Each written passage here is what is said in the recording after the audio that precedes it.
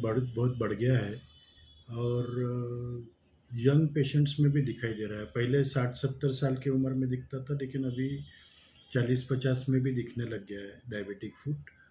और ये diabetic foot की ट्रीटमेंट, ये अपार्ट फ्रॉम यानी डायबिटीज़ को कंट्रोल तो करना है ही, लेकिन डायबिटीज़ के कॉम्प्लिकेशंस जो ऑलरेडी हो गए हैं और खून की नसें, पैरों की नसें जो चोक हो जाती है, जिसके कारण ऑक्सीजन, प्रोटीन, विटामिन ये मिल नहीं सकता है उंगलियों की तरफ और पैर के पंजे की तरफ, तो उसमें धीरे धीरे जख्म यदि हो जाती है तो गैंग्रीन में कन्वर्ट हो जाती है, इन्फेक्शन हो जाता है।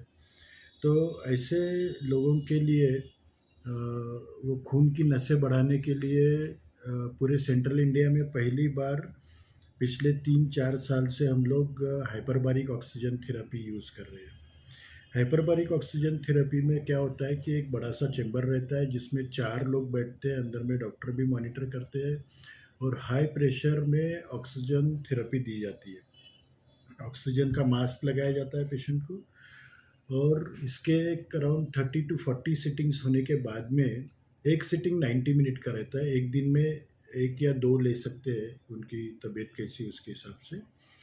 और ये 15 से 20 सिटिंग्स होने के बाद धीरे धीरे उनको नई खून की नसें तैयार होने लगती है। जिस जगह ऑक्सीजन नहीं पहुंच रहा है उस जगह हाई प्रेशर ऑक्सीजन में, प्लाज्मा में ऑक्सीजन डिजॉल्व होने के कारण ऑक्सीजन पहुंचने लगता है और पैर बच जाते हैं, बच जाने के चांसेस पूरे रहते हैं इसमें। बहुत बार एक उंगली काटी, दूसरी काटनी पड़ती, फिर पंजा काटो, फिर पंजा काटने के बाद फिर जख्म ठीक नहीं होती है। तो ऐसे कंडीशन में हाइपरबारिक ऑक्सीजन थेरेपी यदि वो ट्रीटमेंट में ऐड कर दिए तो काफ़ी मदद होती है पेशेंट्स को। और पिछले 4 साल में कई सारे पेशेंट्स के पैर हम लोगों ने बचाए हैं। बैलेंस डाइट रखना चाहिए, नॉन साइंटिफिक लोगों की सलाह नहीं लेना चाहिए इसमें। जिनको मेडिकल साइंस और बराबर टेक्निकल नॉलेज नहीं है उनकी हेल्प नहीं लेना चाहिए अपने जीवन को और अपने बॉडी को बदलने के लिए। यही एक एडवाइस है, क्योंकि ये जब ड्रास्टिक वेट रिडक्शन होता है कि 1 महीने में 5 किलो कम किए, 15 दिन में 3 इंचेस कम कर दिए, ये सब नॉन साइंटिफिक है। ऐसा करने से बॉडी में बहुत सारी तकलीफ़ें तैयार होती है, बहुत सारे कॉम्प्लिकेशंस तैयार होते हैं रैपिड वेट रिडक्शन से। और बहुत सारे फैंसी डाइट्स जो आए हैं उसके कारण kidney stone, gall bladder stones ये भी डेवलप होने लग गया है, एसिडिटी डेवलप होने लग गई है, पाइल्स, फिशर, फिस्टुला के प्रॉब्लम्स ये कॉन्स्टिपेशन के कारण होने लग गए हैं। तो मल्टीपल प्रॉब्लम्स, ये सब lifestyle, these are all lifestyle diseases. तो ये लाइफस्टाइल डिसीजेस में अपने शरीर को बदलाव करने में मतलब नहीं है।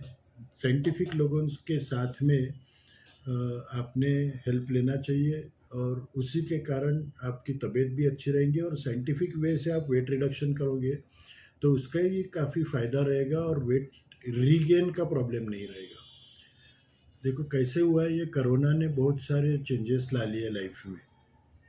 सबसे पहले तो कोरोना डिसीज़ के कारण डायरिया भी होता था। कोरोना डिसीज़ के कारण ज़बान की टेस्ट चली जाती थी। ये दोनों कारण से, एक तो ज़बान की टेस्ट जाने के कारण फाइबर डाइट बराबर लिया नहीं जाता था और उसके कारण कॉन्स्टिपेशन होता था, या फिर डायरिया के कारण, बार बार डायरिया होने के कारण भी नीचे में एनोरेक्टल प्रॉब्लम्स तैयार होते थे, पाइल्स, फिशर के जो प्रॉब्लम्स हैं वो होते थे। उसके बाद में होम फॉर ये वर्क फ्रॉम होम का आया कंसेप्ट। वर्क फ्रॉम होम में क्या हो गया कि सिटिंग पोजीशन ज़्यादा हो गई है, सिटिंग पोजीशन और वर्किंग आवर्स ज़्यादा हो गए, ज़्यादा देर तक के लोग काम करने लग गए, क्योंकि घर में ही बैठना है, 2 घंटे में ज़्यादा भी काम कर लेता हूँ।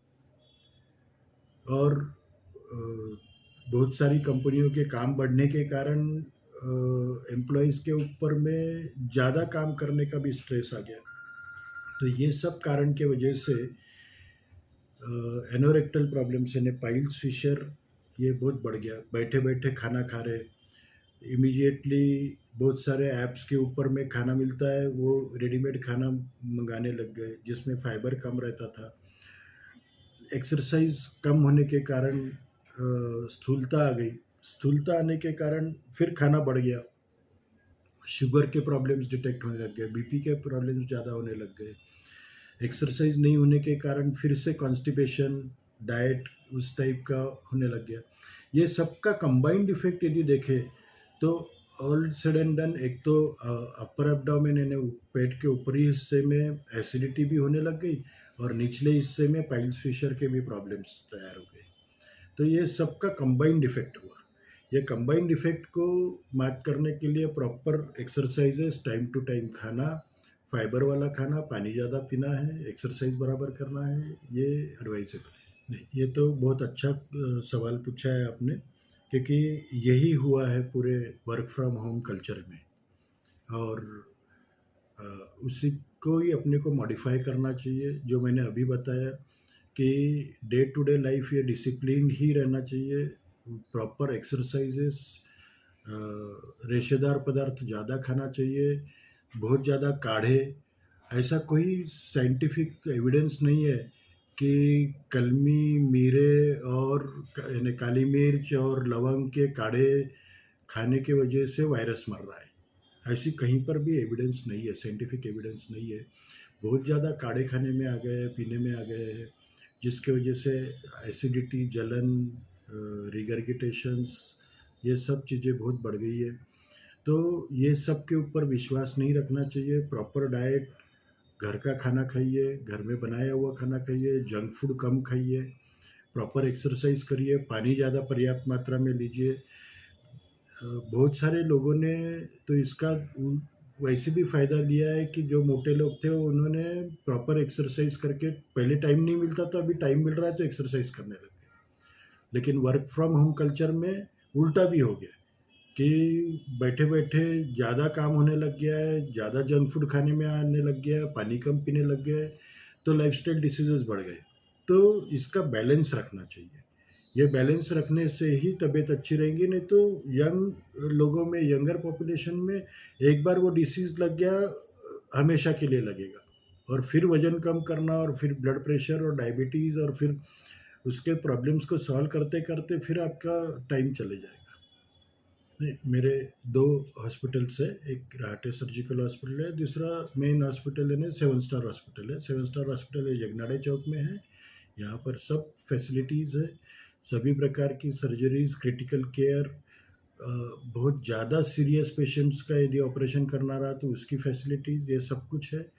कार्डियक है, न्यूरो है, सभी प्रकार के एंडोस्कोपीज़ होते हैं।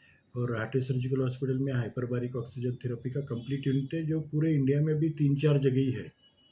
उसमें से सेंट्रल इंडिया में ये सबसे पहले आया है। मल्टीप्लेस, मल्टीप्लेस है ने वो 3-4 लोग अंदर में बैठ के हाइपरबारिक ऑक्सीजन थेरेपी, हाई प्रेशर में ऑक्सीजन थेरेपी ले सकते हैं। दूसरे एक चेंबर रहते हैं कि सिंगल में वहाँ पर लिटा के रहते हैं, जैसे सिटी स्कैन के लिए लिटा के जाते हैं वैसी चेंबर में चले जाते हैं, लेकिन उसमें उतना पर्याप्त फ़ायदा नहीं होता है। जो मल्टीप्लेस में जो प्रेशर जनरेशन हो जा सकता है, बड़ी मशीन रहती है, 13 टन की मशीन रहती है, और उसमें प्रेशर जनरेशन ज़्यादा अच्छे से होता है। तो वो राहटे हॉस्पिटल।